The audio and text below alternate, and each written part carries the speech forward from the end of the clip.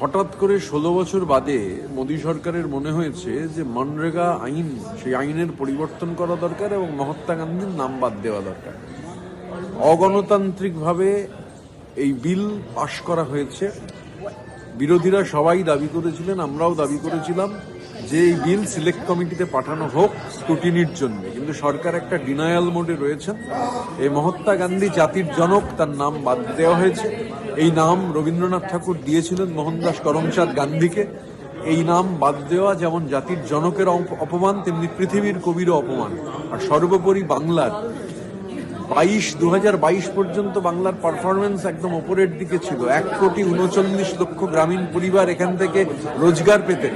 এখানে 59 লক্ষ শ্রমিক জব কার্ড হোল্ডার, তাদের 52,000 কোটি টাকা, সেই টাকা বকেয়া রয়েছে।